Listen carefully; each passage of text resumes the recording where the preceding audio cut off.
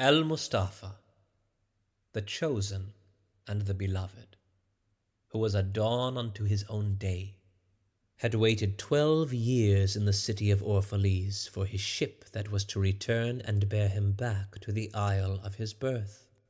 And in the 12th year, on the 7th day of Ailul, the month of reaping, he climbed the hill without the city walls and looked seaward, and he beheld his ship coming with the mist. Then the gates of his heart were flung open, and his joy flew far over the sea. And he closed his eyes and prayed in the silences of his soul. But as he descended the hill, a sadness came upon him, and he thought in his heart, "How shall I go in peace and without sorrow? Nay, not without a wound in the spirit shall I leave this city. Long were the days of pain I have spent within its walls, and long were the nights of aloneness. And who can depart from his pain and his aloneness without regret? Too many fragments of the spirit have I scattered in these streets, and too many are the children of my longing that walk naked among these hills, and I cannot withdraw from them without a burden and an ache. It is not a garment I cast off this day, but a skin that I tear with my own hands. Nor is it a thought I leave behind me, but a heart made sweet with hunger and with thirst. Yet I cannot tarry longer. The sea that calls all things unto her calls me, and I must embark.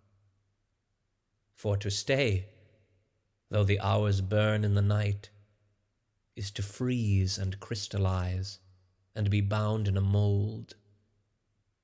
Fain would I take with me all that is here, but how shall I? A voice cannot carry the tongue and the lips that gave it wings. Alone must it seek the ether, and alone and without his nest shall the eagle fly across the sun. Now when he reached the foot of the hill, he turned again towards the sea, and he saw his ship approaching the harbor, and upon her prow the mariners, the men of his own land.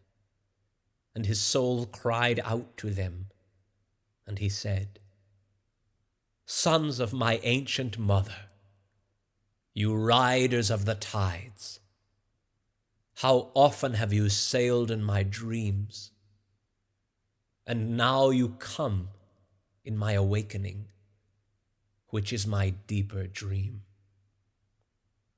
Ready am I to go, and my eagerness with sails full set awaits the wind. Only another breath will I breathe in this still air, only another loving look cast backward, and then I shall stand among you, a seafarer among seafarers. And you, vast sea, sleepless mother, who alone are peace and freedom to the river and the stream. Only another winding will this stream make, only another murmur in this glade, and then I shall come to you, a boundless drop to a boundless ocean." And as he walked, he saw from afar men and women leaving their fields and their vineyards and hastening towards the city gates. And he heard their voices calling his name and shouting from field to field, telling one another of the coming of his ship. And he said to himself, "Shall the day of parting be the day of gathering? And shall it be said that my eve was in truth my dawn? And what shall I give unto him who has left his plough in mid-furrow, or to him who has stopped the wheel of his winepress? Shall my heart become a tree heavy laden with fruit, that I may gather and give unto them?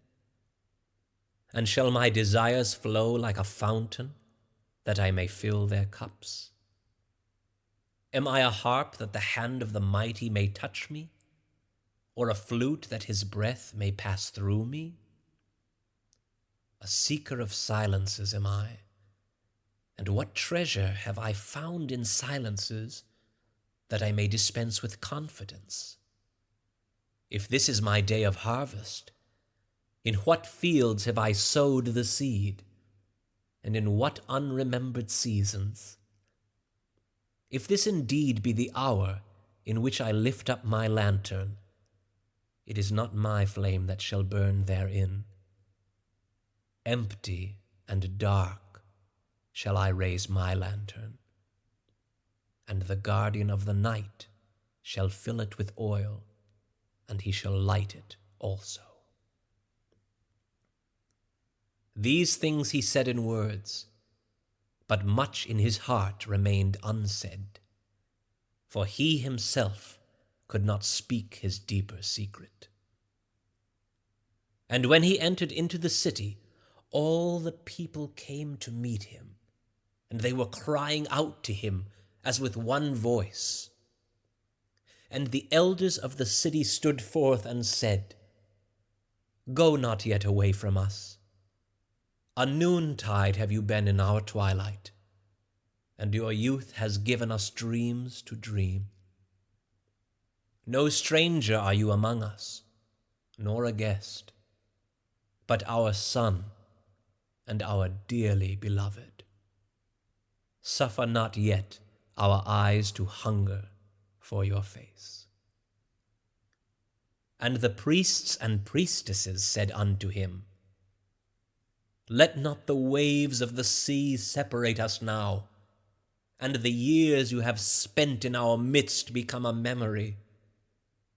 You have walked among us a spirit, and your shadow has been a light upon our faces.